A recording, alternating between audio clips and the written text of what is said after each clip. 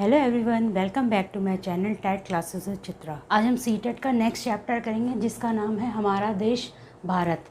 इसका मैंने आधा पार्ट पहले करवा चुकी हूँ, मैं उसका लिंक मैं दे दूँगी अपना डिस्क्रिप्शन में। इसका आधा पार्ट उस चैप्टर में है जिसमें मैंने भारत के कितने राज्य हैं, भारत के पड़ोसी देश कितने हैं, कौन कौन से राज्य भारत के समुद्री तट से जुड़ते हैं, उन सब के बारे में उस चैप्टर में बता चुकी हूँ। तो आप प्लीज़ इसका आधा चैप्टर वहाँ देख लीजिएगा। मैं इस चैप्टर में भौतिक विभाजन बताऊँगी भारत का, कि भौतिक रूप पे हमारा भारत कैसे विभाजित है। तो देखते हैं, चलिए। तो भौतिक विभाजन के तौर पर हम भारत को 5 भागों में विभाजित कर सकते हैं। पहला है भारत का सबसे ऊपर क्या है, हमारा हिमालय पर्वत, तो पर्वतीय भाग। फिर अगर पर्वतों से नीचे आते हैं तो गंगा या और क्या कहते हैं ब्रह्मपुत्र द्वारा जो मैदानी एरिया है, मैदानी भाग। फिर है हमारा, अगर पश्चिम की तरफ चले जाते हैं तो कच्छ या थार का मरुस्थलीय वाला भाग।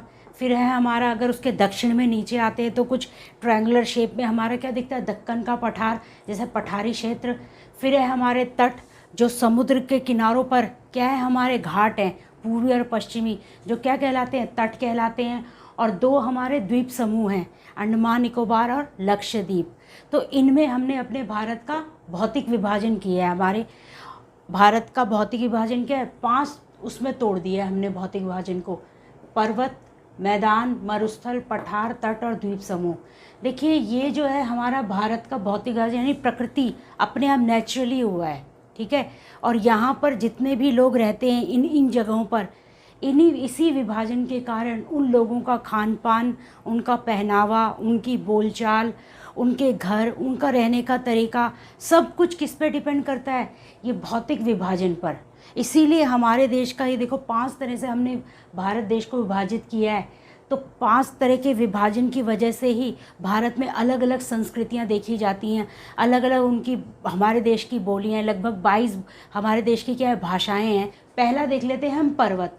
सबसे ऊपर अगर हम भारत देश को देखें कुछ इस तरह से, ये एरिया है, ये हमारा क्या है, ये हमारा हिमालय पर्वत। सबसे ऊपर क्या है हमारा भारत देश का, हिमालय पर्वत है। तो पर्वत को हमने 3 भागों में तोड़ दिया है।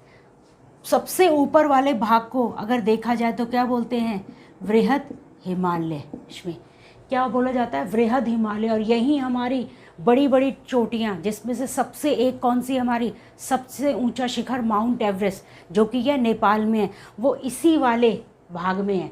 या इसे क्या बोला जाता है, हमारा वृहद हिमालय। और एक चीज़ और है कि वृहद हिमालय को ही हिमाद्री भी बोला जाता है। अगर हम बात करें हिमालय की, सबसे ऊपर वाले एरिया की, तो हिमालय क्या है, हिम जमा आल्य शब्द से बना है। हिम जमा आल्य का मतलब, हिम मतलब क्या होता है हमारा, हिम मतलब होता है हमारा बर्फ, और आल्य मतलब होता है घर, यानी बर्फ़ का घर। यानी बर्फ़ बार बार गिरी और बर्फ़ ने क्या बना दिया, अपना एक घर बना दिया, अपना एक आशियाना बना दिया, उसी को बोला जाता है हिमालय। और सबसे ऊपर की जो सबसे पहली लेयर, या सबसे पहला पार्ट, उसका होता है हमारा वृहद हिमालय, ठीक है। और यहाँ पर मैंने कहा था ना, हिम जमा आल्य, यहाँ पर बर्फ़ की बड़ी बड़ी चोटियाँ हैं, ऊपर बर्फ़ से लदा हुआ है पूरा भाग, बर्फ़ ने कवर कर रखा है, इसीलिए इस भाग को हिमाद्री भी बोला जाता है, ग्लेशियर्स बोलते हैं जैसे। और ये ज़्यादातर नदियों का उत्थान है, ज़्यादातर नदियों का जो कहते हैं ना उद्गम स्थल, वो यही वाला एरिया है जो वृहद हिमालय है। दूसरा पार्ट है हमारे हिमालय का मध्य हिमालय या फिर हिमाचल। दूसरे वाले भाग को, पहले वाले को कहते हैं वृहद हिमालय, और दूसरे को कहते हैं हम मध्य हिमालय, जिसे हम हिमाचल भी बोलते हैं। हिमाचल प्रदेश आपको पता है हमारा एक राज्य है, वो किस भाग में आता है, हमारे मध्य हिमालय में। थोड़ा सा हिमालय से नीचे आए, जब हमारे ग्लेशियर्स का जगह ख़त्म हो गई, धीरे धीरे हम नीचे की तरफ आए, तो कौन सा हमें वो नज़र आया, मध्य हिमालय, जिसे हिमाचल बोला जाता है। यहाँ पर अगर हम देखें तो पर्वतों के छोटे छोटे स्थल, जैसे हिल स्टेशन जिसमें आप जाना पसंद करते हैं, वो मध्य हिमालय के ही पार्ट है। ये देखिए, जैसे धर्मशाला, मसूरी, कसौली, अल्मोड़ा, लैंसडाउन, ज़्यादातर लोग गर्मियों में घूमने जाते हैं। ये अंग्रेज़ों ने बनवाए थे पर्यटन स्थल, कि जब गर्मियाँ पड़ें तो तब हम कहाँ पहुँच जाएं। तब वो उन्होंने क्या किया, मध्य हिमालय, जो हिमालय का बीच का एरिया था, वहाँ पर उन्होंने वुडन कॉटेज वगैरह बनाने शुरू करें तो यहाँ पर आपको बहुत सुंदर सुंदर छोटे छोटे कॉटेज, छोटे रिजॉर्ट वगैरह दिखेंगे। यहाँ पर बहुत खूबसूरत जगह है ये। तीसरा पार्ट है हमारा शिवालिक। जस्ट थोड़ा और नीचे आते हैं, अगर हिमालय की रेंजेस, अगर इस तरह से रेंजेस हैं हिमालय की, तो ये वाला जो हिस्सा है हिमालय का, ये वाला नीचे दक्षिण वाला हिस्सा, उसे कहते हैं शिवालिक। जितने भी आपने दून सुने होंगे, ऐसे कुछ इस तरह के दून, बीच बीच की छोटी छोटी पहाड़ियाँ, उनके बीच में पहाड़ियों से नीचे स्थित है शिवालिक श्रेणी, समझ गए। और यहीं पर आपने देहरादून सुना है, कालका जी दून, ये बड़े बड़े दून है, हरिके दून, ये सारे कहाँ हैं हमारे इस वाली श्रेणी में, शिवालिक श्रेणी में। देहरादून इसका एक एग्जाम्पल है। अगर हम पर्वत के बाद पहुँचे तो फिर पर्वतों के नीचे, जस्ट शिवालिक के नीचे वाला एरिया जो है, ये वाला हिस्सा, तो ये हमारा आ जाता है गंगा, ब्रह्मपुत्र और सिंधु द्वारा निर्मित मैदान है। ये क्या है? ये हमारा उत्तरी मैदान, जिसे हम गंगा, सिंधु और ब्रह्मपुत्र नदियों द्वारा निर्मित एक बहुत बड़ा मैदान है। ये नदियों के जलोढ़ निक्षेपों द्वारा, अब जलोढ़ निक्षेप होते हैं एलुवियल सॉइल। जब नदियाँ आती हैं, मैंने आपको बताया ना, नदियों का उद्गम स्थल क्या है हमारा, हिमाद्री। तो जब हिमाद्री से होते हुए नदियाँ नीचे की तरफ आती हैं तो रास्तों में उसे कई बार मिट्टी, बड़े बड़े पत्थर और भी चीज़ें मिलती हैं, और वो उस सबको बहाते हुए अपने साथ कहाँ ले जाती हैं, नीचे की तरफ मैदानी एरिया में ले जाती हैं। और मैदानी एरिया में जो भी ऊबड़ खाबड़ जगह मिलती है, वहाँ पर उस मिट्टी को क्या करती है, वहाँ डाल देती है, बार बार डालती जाती है। और इस तरह से वो मैदानी जो छोटे छोटे गड्ढे, उनको भरते हुए जाती है। और धीरे धीरे बार बार वो जब पाटती भी जाती है इनको ऐसे, तो क्या करती है, बार बार आती है तो ये पत्थर के टुकड़े बड़े बड़े पीछे की तरफ जाते जाते, फिर नई मिट्टी आती है, तो ऐसे ऐसे करके अपना बड़ा एरिया बना देती है, मैदानी एरिया। और इसी मैदानी एरिया में सबसे ज़्यादा जनसंख्या भी पाई जाती है, क्योंकि एकदम प्लेन एरिया है ये किससे बना है, जलोढ़ निक्षेप। जलोढ़ निक्षेप होता है नदियों द्वारा लाई गई महीन मिट्टी या गाद, समझ गए। जो गंगा, ब्रह्मपुत्र और सिंधु नदियों का जो पानी होता है, जो नदियाँ आ रही हैं अपने साथ, बड़ी बड़ी हिमालय के जो ग्लेशियर्स हैं, ठीक है, उनको वो टूटे, फिर वो अपने साथ क्या ले गए, छोटे छोटे पत्थर ले गए, साथ में मिट्टी ले गए, तो वही मिट्टी धीरे धीरे आकर यहाँ इस वाले मैदान का निर्माण कर रही है। और उसी मिट्टी को ही निक्षेप बोला जाता है। याद रखिएगा, निक्षेप मतलब, निक्षेपण मतलब एक जगह इकट्ठा होना, समझ गए। मैंने आपको पीछे चैप्टर में बताया था कि अपर्दन क्या होता है, जब ऊपर से नीचे क्या कर रही है नदियाँ, पानी के थ्रू ऊपर से जो अपर्दित यानी टूटा हुआ हिस्सा धीरे धीरे पानी के द्वारा कहाँ आ रहा है, मैदानी एरिया में इकट्ठा हो रहा है, तो उसे ही क्या बोलता है, निक्षेप बोला जाता है। निक्षेप किसके माध्यम से हो रहा है, निक्षेपण यानी एक जगह इकट्ठा होना। और ये नदियों द्वारा लाया जाता है, इसलिए जलोढ़ निक्षेप बोला जाता है इसे, ठीक है। जल द्वारा जो निक्षेप लाया जाता है उसे जलोढ़ निक्षेप बोला जाता है। फिर आगे हमारा सबसे ज़्यादा जनसंख्या इस एरिया में ही पाई जाती है। मैं आपको पहले बता चुकी हूँ, प्लेन एरिया है, यहाँ पर कृषि के लिए बहुत अच्छी क्या कहते हैं मिट्टी मिल जाती है, नदियों का पानी है, प्लेन एरिया है, तो इजीली हम ट्रांसपोर्ट और क्या कहते हैं घर बना सकते हैं अपना, आप ट्रांसपोर्ट के लिए बढ़िया है, यातायात के साधन है, तो जो भी हमने कृषि करी उसको आगे हम पहुंचा सकते हैं। तो इसीलिए यहाँ पर सबसे ज़्यादा जनसंख्या निवास करती है। नेक्स्ट आ गए हम इसी के, जब हिमालय से नदियाँ आती हैं तो कुछ इस तरह से जब वो आती हैं तो यहाँ पर क्या करती हैं, वो जब आती हैं तो बंगाल की खाड़ी में गिर जाती हैं नदियाँ। बंगाल की खाड़ी, जब नदियाँ आई ऊपर से नीचे आई, टूट ठीक है, ऐसे बिखरते हुए आई है, ऐसे कई नदियाँ इनमें और मिली, सहायक नदियाँ, और ये एक जगह आके जो भी इनमें निक्षेप थे, जलोढ़ जिसे बोला जाता है, वो यहीं पर ही छोड़कर, सारा जलोढ़ यहीं पर ही थक जाती हैं, जैसे कहते हैं ना कि थक कर सब कुछ यहीं छोड़कर कहाँ गिर जाती है, बंगाल की खाड़ी में वितरित हो जाती हैं। तो ये जो एरिया है ये ट्रायंगुलर शेप का होता है, और इसे क्या हो जाता है, डेल्टा बोला जाता है, सुंदरबन का डेल्टा। याद रखिएगा, ये कहाँ है, हमारा पश्चिम बंगाल में है। सुंदरबन का डेल्टा विश्व का सबसे बड़ा डेल्टा है। डेल्टा मतलब नदियाँ क्या करती हैं, यहाँ आती हैं और क्या करती हैं, यहाँ अपने मुंह के सामने, इसे कहते हैं नदी का मुहाना। ये नदी जब पानी में गिर रही है बंगाल की खाड़ी में, तो ये वाला जो एरिया है इसे कहते हैं मुहाना, नदी का मुहाना मतलब मुंह से। अब वो सीधा नीचे गिरे तो नदी के मुहाने पर यानी कोने पर क्या कर देती हैं, सारा गाद मिट्टी जो भी वो सब जलोढ़ लाई हैं वो सब यहीं छोड़कर सिर्फ पानी आगे बढ़ जाता है, समझ गए। तो यहाँ पर क्या होता है, ऐसे कुछ शेप बन रखी है यहाँ पर, जो कैसी है, त्रिभुजाकार है, और इसे बोला जाता है डेल्टा, सुंदरबन का डेल्टा, जो हमारे पश्चिम बंगाल में है, और ये विश्व का सबसे बड़ा डेल्टा है। आगे हम भारतीय मरुस्थल, अगर हम देखें भारत के पश्चिम हिस्से पर, भारत का पश्चिमी हिस्सा यानी राजस्थान और गुजरात का एरिया देखें तो वहाँ पर हमें दिखता है कुछ रेती रेत दिखती है। क्या दिखती है? रेती रेत, और जिसे क्या होता है, मरुस्थल बोला जाता है। वहाँ पर मिट्टी कैसे रहती है? रेतीली। वो इसलिए है क्योंकि वहाँ पर सूरज की इतनी तेज़ किरणें पड़ती हैं कि जो छोटी मोटी नदियाँ हैं वो भी क्या होती है, लुप्त हो जाती हैं। वहाँ पर पूरे साल 12 नदियाँ नहीं होती हैं, थोड़ा बहुत अगर मानसून होता है तो उस दौरान छोटी मोटी नदियाँ वहाँ पर बहती हैं, और वो भी क्या होती है, धीरे धीरे इतनी गर्मी होती है वहाँ पर पड़ती है कि वो नदियाँ भी रेत के नीचे सूख जाती हैं। इस और दूसरा कारण है, वहाँ पर वर्षा बिल्कुल ना के बराबर होती है, क्योंकि गर्मी इतनी ज़्यादा, इतनी गर्म हवाएं चलती हैं कि वहाँ पर मानसून नहीं बन पाता। वहाँ पर बहुत ही रेयर बारिश होती है, बहुत ही कम। तीसरा है, जब वहाँ पर बारिश ही नहीं होगी, जब वहाँ पर बिल्कुल शुष्क, गर्म और रेतीला स्थल होगा, तो वहाँ पर वनस्पति यानी कि पेड़ पौधे भी कैसे पाए जाते हैं? कांटेदार झाड़ियाँ।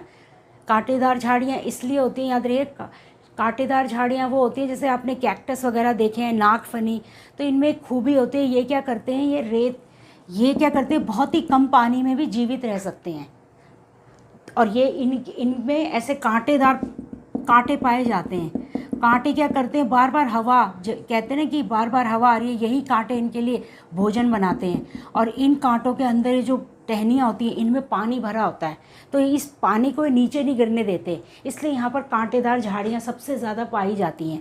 और जितनी ये ऊपर होती हैं उतनी ज़मीन के नीचे होती हैं। अगर ये 2 फुट ऊपर है तो कम से कम 4 फुट ये ज़मीन के नीचे होंगी, क्योंकि इनके जो रूट्स होते हैं वो नीचे नीचे जाते रहते हैं पानी की खोज में। तो याद रखिएगा, इनकी जो जड़ें होती हैं वो बहुत ज़्यादा बड़ी होती हैं बजाय अपर पोर्शन के, समझ गए। तो भारतीय मरुस्थल, भारत का पश्चिमी भाग, जो हमारा राजस्थान, जो थार का सबसे बड़ा मरुस्थल भी हमारा कौन सा है? थार मरुस्थल। नाम मात्र वनस्पति है, क्योंकि बिल्कुल ना के बराबर वहाँ बारिश होती है, और नदियाँ भी बिल्कुल है ही नहीं, बहुत ही रेयर है। एक लूनी नदी है, वो भी मॉनसून के टाइम आती है और अंदर से ही सूख जाती है। अगर दक्षिण भारत की बात करें तो ये जो हिस्सा है हमारा, ये इधर भी है, हमारा असम की तरफ फैला हुआ है।